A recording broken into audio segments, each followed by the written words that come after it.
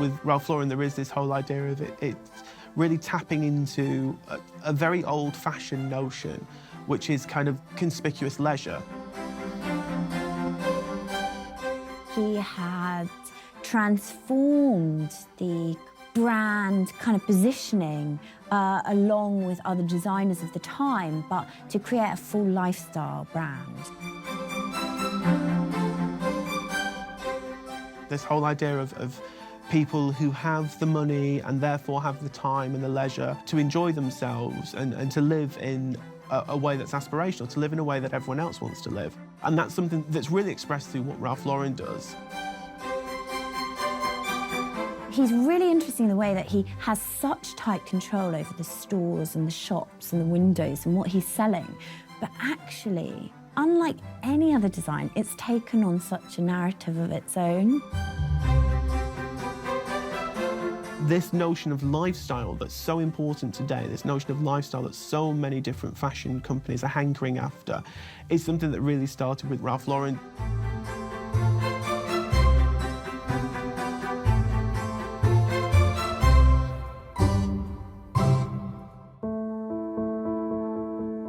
Ralph Lifshitz was born in 1939 in the Bronx in New York, in Woolwich Park, which was a middle-class Jewish area. His family, his mother and father, were Jewish immigrants. It was interesting that Ralph was interested in fashion, kind of fixated on fashion from a very early age. He always said the two pin-ups he had on his wall as a child were the Duke of Windsor and Katharine Hepburn. He was particularly obsessed with Katharine Hepburn during the Philadelphia story. And when you look at his later designs, you can certainly see the kind of aesthetic imprints of those two people across his clothes. There is that sense of Hollywood and a sense of a kind of mannish femininity that you see in Hepburn, and obviously there's an incredible sense of aristocratic Britishness. When Ralph was 16, he and his brother changed their surname from Lifshitz to Lauren, in a kind of rebuke from being bullied for years at school.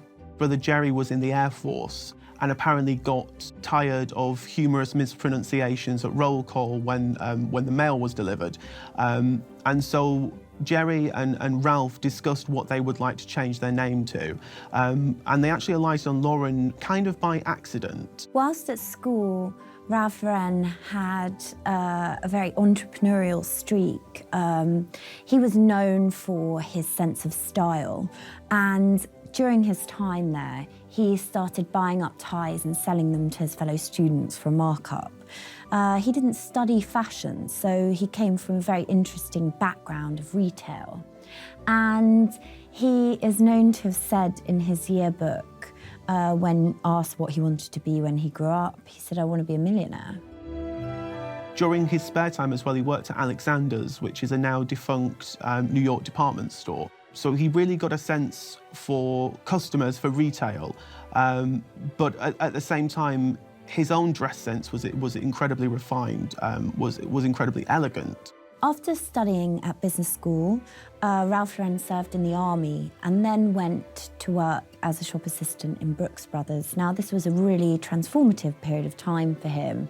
He talks often about his relationship with Brooks Brothers, the brand, and how that informed what he went on to do on a global scale. Ralph Lauren was working for a necktie company called Rivets in New York when he was influenced to make his own design. It was inspired by a style that he saw Douglas Fairbanks Jr. wearing, and the main point of difference was the width. Ralph Lauren proposed a European width tie, which was 4 inches wide, as opposed to the kind of standard 2.5 inches at that point. These ties were really, really luxury, beautiful materials, beautiful silk, and they were slightly thicker than the norm.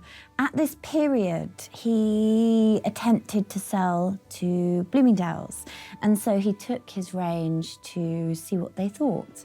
They really didn't think it was right, stated such, and said, no, you know, you've got to make these changes, they're too thick, they're not right for the consumer.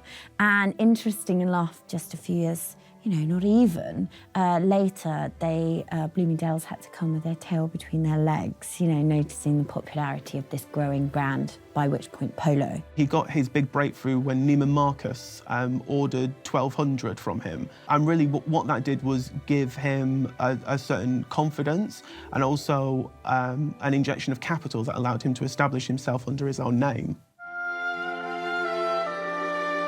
In 1964, Lauren went on to marry his wife, Ricky Lobier. They're still together now. He met her when she was an assistant receptionist working in his doctor's practice. And they have 3 children, 2 boys and a girl. Andrew Lauren is involved in the film industry. David Lauren, his son, is involved in the company, and Dylan, his daughter, is an entrepreneur. So really there is, in an odd way, it's the kind of strands of interest that Ralph Lauren himself had. There's an interest in Hollywood, an interest obviously in fashion, and this idea of entrepreneurship, this idea of going out alone and trying to establish a name for yourself. Really, Ralph's relationship with Ricky, his wife, has also served as an inspiration for his women's wear line. There is that sense that when Ralph Lauren is dressing a man, he's dressing himself. And when he's dressing a woman, he's kind of dressing Ricky. The best-selling bag at Ralph Lauren is called the Ricky bag. It's named after his wife. Ralph Lauren was able to open his polo necktie store in 1967 from the backing of Norman Hilton. He was a Manhattan clothes millionaire, and he fronted $50,000 for Ralph to establish his own company. It's interesting that he called it polo because to kind of Ralph Lauren's eyes, polo was redolent of Europe. It was a sport that was practiced by kings. It was a sport that he felt was very elegant. It was a sport that Ralph Lauren had never actually played himself. But for him, it had all of these kind of connotations that he wanted to have associated with his neckties. It's interesting that the focus is on such a distinct accessory. Whereas you can tell immediately that there's a much wider vision behind that. You know that Ralph Lauren's not going to stop at neckties at this point. There's obviously intentions to kind of take over the world. I think when Ralph expands to a full menswear collection in 1968, it's interesting how thorough the vision is straight away. Really, the point of view has been defined as preppy. It's been taken as kind of the apotheosis of the preppy aesthetic, which is kind of waspy, American, East Coast, collegiate, affiliated with Ivy League universities, but also having all these echoes of Europe, so echoes of kind of British style, Italian and French styles. There are wider trousers. It's a style that was described at the time as with it, but not too with it. And I think that's a very interesting description. It's a style that kind of reflects what's going on in current fashion, but it's not something that's alienating to the ordinary man. He's got a real focus on this kind of European ideal. He was very, very interested in the kind of emancipation in terms of tailoring that had been a real feature of the 60s throughout Europe. And this was something that he really wanted to bring to the American markets. And so these were really quite extraordinary in terms of what else was on offer and available. There's this whole kind of cinematic idea to what Ralph Lauren does, and it's embedded in a reality, but ultimately it's a kind of exaggeration of that. And that's really what he's proposing.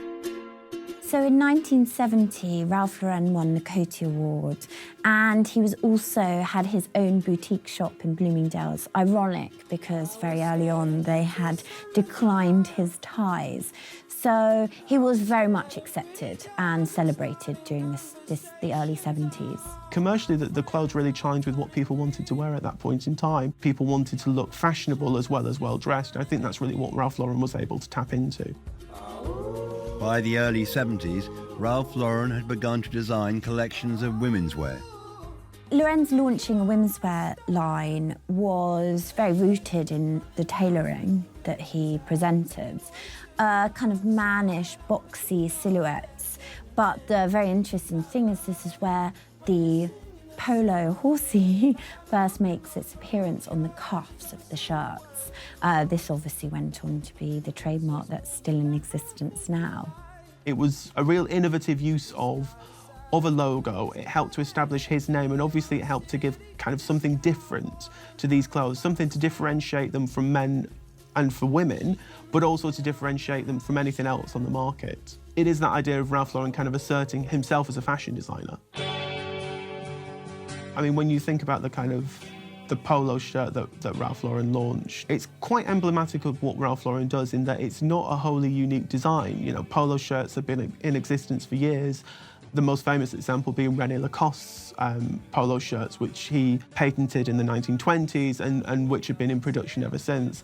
But really what Ralph Lauren did was take it, tweak the design, offer it in a variety of colours. He offered it in over 20 different colours, and really make it kind of a mainstay of the wardrobe. It was this that he felt really represented a certain Britishness, but also a kind of sporting lifestyle, but represented the elites. And this is something that you can see within his designs, that he's really sort of looking towards this, well, we should say, European aesthetic to inspire his designs and his jackets, his shirts, but then also his sportswear, which has been really greatly important since very, very early on.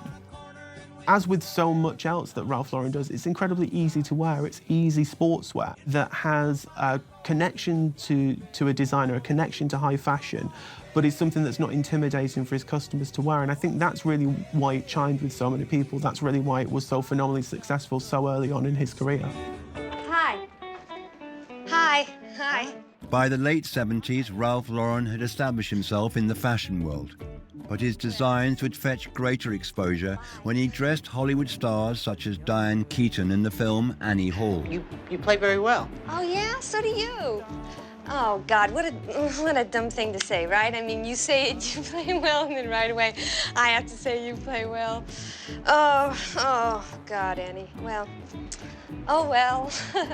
I mean, I think the interesting thing when you talk about Ralph Lauren and films is when you talk about Annie Hall in 1977, he didn't actually design the whole wardrobe of it. But when you look at that film, what Diane Keaton wears in it is so unmistakably Ralph Lauren. All the way through, it's alluding to Ralph Lauren's style. I love what you're wearing. Oh, you do? Yeah?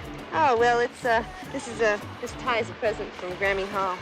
Annie Hall is almost of cult status in terms of the garments he designed. They were so sort of manly yet feminine, you know, this androgyny but charming nature to her personality, so in tune with what Woody Allen envisaged. Conversely, when you look at The Great Gatsby is totally, it's not only that the clothes are in the key of Ralph Lauren, but the whole ideology of the film is tied in with Ralph Lauren's notions of kind of old money, the American class system, a certain kind of aristocratic outlook. How do you do, old sport? I'm Gatsby. Nick Carraway, it's a pleasure. The whole film almost seems like it could be an advert for Ralph Lauren. You know, it's all about these ideas that he's trying to conjure up with his clothes. And I think those two films are the ones that have become indelibly associated with him. Even before he started to do homewares, before he started to do multiple lines, there's a real idea of a Ralph Lauren lifestyle. It is Ralph Lauren selling a dream in kind of a cinematic way. He's selling an idea more than clothes. He's selling kind of a life built around those clothes, a dream built around those clothes. And that's probably why his clothes are so potent and why they were so successful. In 1981, he opened a shop on New Bond Street in London. I think that's a very interesting fact that's often overlooked, that he would be the first American designer to do this. When Ralph Lauren opened his first international store, he decided to open on New Bond Street, and the store's still there today.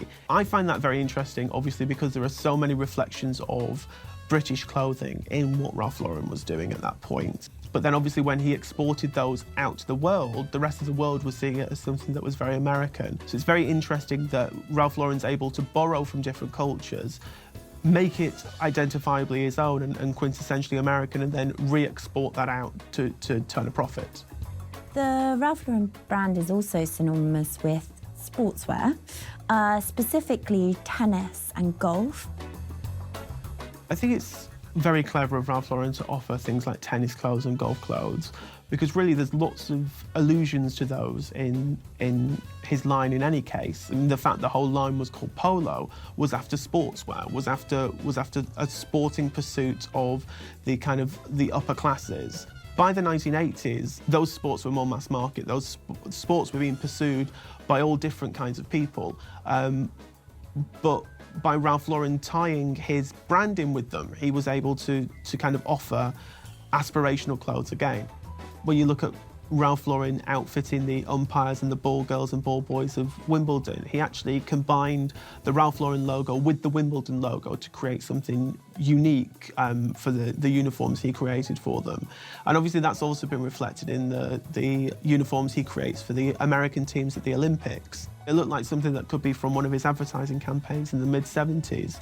And I really think there is that sense of classicism to what he does. Even when you look at the Wimbledon clothes, they're not based around kind of modern tennis gear. There's a certain nostalgia, there's a nostalgia for the past. And I think that's something that's incredibly important in what Ralph Lauren does. It's something that's incredibly appealing to what he does. It's all about the good life. It's all about bettering yourself through the clothes that you put on your back. And there might be high-performance sports gear that does the job better, but you're not going to look as good doing it. Throughout his career, Ralph Lauren has won numerous accolades, including 7 Coty American Fashion Critics Awards. It's quite natural for America to honour what Ralph Lauren has done, because really he's one of the keynote designers of New York and remains to be today. You know, you see him being inducted into the Coty Hall of Fame, receiving a CFDA award. It's really about acknowledging his creativity, because I think there is a lot of creativity in what Ralph Lauren does. When you look at it today, it's quite difficult to comprehend that no one had really done this before. No one had really kind of combined these different notions of kind of European upper class and Hollywood and designed a kind of new hybrid of those. It's almost like he's receiving these awards for being a director rather than a fashion designer, because it's not so much the garments that he created as the image that he created around them that I think has been so potent and so long-lasting. It's something that still sells today. The Ralph Lauren Corporation was founded when they went public, and there are a full rostrum of brands that sit under this umbrella. Black Label, Purple Label, which are both much more luxury, and then ranging right down to Chaps, which is a franchise of Ralph Lauren. I think when you look at the Ralph Lauren Corporation, the fact it splinters off into all these different lines, it's really about kind of satisfying lots of different sections of the marketplace. You know, Ralph Lauren Purple line, for instance, is the incredibly expensive collection. But at the same time, the strength of that vision has to be backed up with something more mass market, something that can appeal to a broader audience. I think it's really that whole idea that if you're selling a dream, you've got to be able to sell it to lots of different price points. You've got to be able to hit lots of different consumers. And Ralph Lauren understood that from the get-go. You know, he understood it very early on that there was a mass appeal to what he was doing. It wasn't just about kind of European couture elite. It was about ready-to-wear, and it was about ready-to-wear for the masses. Ralph Lauren saying that people that wear his clothes don't think of them as fashion is really a kind of acknowledgement that I suppose that it's about a certain style, as opposed to about things changing season on season, proposing new looks, new silhouettes. He's not really interested in moving with what's going on in fashion. He's just proposing a constant wardrobe. Over the years, Ralph Lauren has amassed a collection of rare and expensive automobiles, with over 70 cars held at his estate in New York. Again, kind of ties into this idea of the good life. It ties into this idea of a sort of American aristocracy. You know, in Europe, aristocrats and the wealthy would collect art, but in America, it makes sense for them to collect cars. There's something incredibly American about it, I think. Ralph Lauren's estimated net worth is $8 billion. He's placed 155th on Forbes' rich list. I think now it's interesting because it's almost like Ralph Lauren is his own best advertisement. People want to aspire to the lifestyle of Ralph Lauren. After he's been emulating film stars, Ralph Lauren kind of is a film star now. He has the same sort of life that he used to hanker after. And when he himself was featuring in his advertising campaigns in the mid-70s, it's almost like he wasn't as unobtainable as a model or as a movie star, and it was making it kind of aspirational but achievable. This whole idea that if you buy into his clothes, you could buy yourself a better life. I think that's a very important message in everything that he does. I think there's such an aspirational nature to the clothing and the designs. Even from, if we go right back, looking at Ralph Lauren's childhood growing up in a middle class area to immigrant parents, there has been a real rags to riches within reason tale there. And I think that's something that he's quite conscious of when creating his world, which people do really want to buy into. An interesting point made about when you look from the outside into the Ralph Lauren shops, one of the very last things you notice almost is the clothes in the scenes in the window. It's more about how they all fit together so beautifully.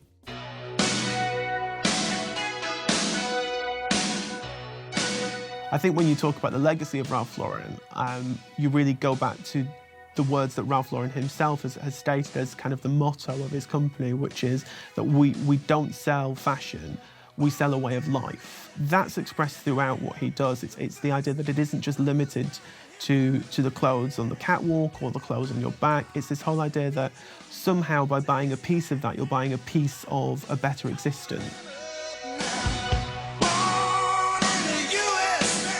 Ralph Lauren's legacy, I think he's very much tangled up in that history in terms of American design, going from tailoring and suiting to being a multifaceted, international, global brand power. Also, Ralph Lauren kind of pulling upon these American motifs such as Americana, Western, creating New Mexico in terms of the collection. I think that those things really will become synonymous with what he did, looking at around him and creating something that does really refer to American culture. There is a sense that what Ralph Lauren's offering is so potent and is so all-encompassing that when someone sees it, they want every aspect of that life for themselves. You know, there are people whose entire wardrobes, whose entire homes are kitted out by Ralph Lauren. And it's the entirety of that vision is something that people don't find alienating. They don't find it artificial. A lot of people believe in Ralph Lauren's dream and they want it for themselves. And that's the kind of power of what he does, and that's why it's so potent for so many people.